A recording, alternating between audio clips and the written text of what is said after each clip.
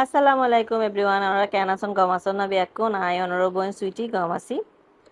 তো আজি এতন হরলা বাজে হাইতে মনে হরলা শাক শাক গড়ি গিয়ে হেললে গড়ি লম্বা লম্বা করে হাড়ি লই আই। তো আই যেহেতু সিডেঙ্গে মেফো সিডেঙ্গে হতা হইতে আর তো বেশি গম লাগে,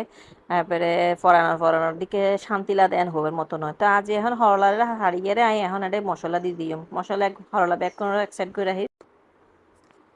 তো এটা এখন দিয়ে দিলাম মরিচের গুঁড়ো হাফ চা চামচের মতো মরিচের গুঁড়ো দিয়ে দিলাম, তারপর ধনিয়ার গুঁড়ো দিয়ে হাফ চা চামচ, এরপর দিয়ে হলুদের গুঁড়ো হাফ চা চামচ দিয়ে দিলাম,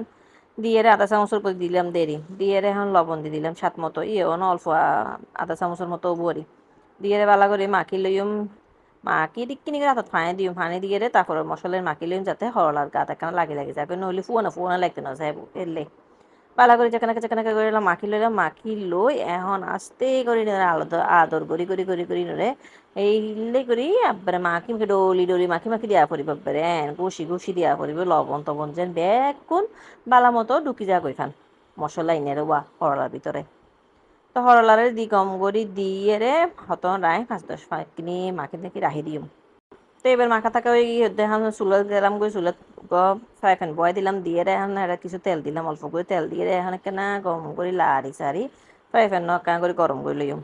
তো এবার মাখি থাকি এরে এবার আস্তে আস্তে গো গো গো ছোটো জাল কিন্তু চুলা জাল কিন্তু ছোটো আছে, জাল বেশি বড় হইলা বা যে এবারে এনে হলা তো ইজদো নয় এনে পুড়িয়ে ছাই হয়ে যাবে। এবারে ছোটো করে দিয়ে এবার আস্তে করে নরে লাড়ি সারি মতন ডাকনা টাকনা দিয়ে রে লাড়ি সারি গেরি নরে নরম করে তোরে লোয়া পড়িব। তো ইন আরো আরা সিডিঙ্গ কলে এলে করে জিন্দিগি তো না হাই আইটা হাই এরা ইন শিক্ষি দিয়া কিন্তু খারাপ নাও মজাই লাগে এক এক রকম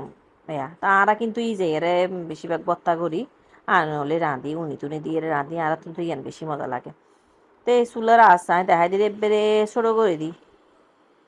দিয়ে এবারে বরুণা তরুণা দিয়ে গুড়ি টুড়ি রেখি বরুণা তো ডাক না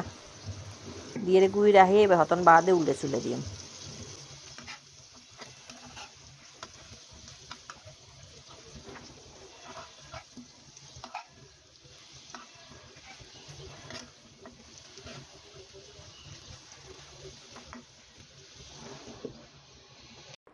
তো এটা বহু সযত্নে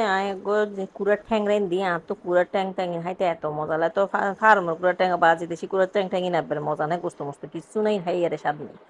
তো আই এলে করি বেড়ে মাখা মাখা করি এর রান্ধি হত যত্ন করি রান্ধি এর ভিডিও বানাই কিন্তু দুঃখের বিষয় ভিডিও তো হয় না বের কোনো মিকের তুন খড়ে গিয়ে গায়ে ফুগে আসমকা হইনা পারে এই যে কুড়ার ঠ্যাং ইবেন আর হালা হরি আর অভ্যাস করে এখন এলে করে কুড়ার ঠ্যাং হাতে দিলে যায় ন জানি এলে করে যে কুড়ার ঠ্যাং এলে মজা হয় রান্ধিলি ইয়ে নোয়া হয় না জানি হাই ন জানি না হাইও এনে আম মাতারা দেখি দিয়ে এনে কুড়ে গোস্ত রাঁধিবার সময় ঠ্যাং ঠ্যাং একত্র রাঁধি ফেলে তো এলে কিন্তু ইনরো জমাইয়ের যে এলে করে মজা করে রাঁধে ইয়ে না জানতাম কি করি গম এখন ভিডিও থুয়াই না ফেরে এখন কি আর করি গম এখন আর দেখাই না ফেললাম যাতে কেন করি এখন এখন ইন দিন দিয়ে হরলা তোরা দিয়ে সেরকম বাদ থাই।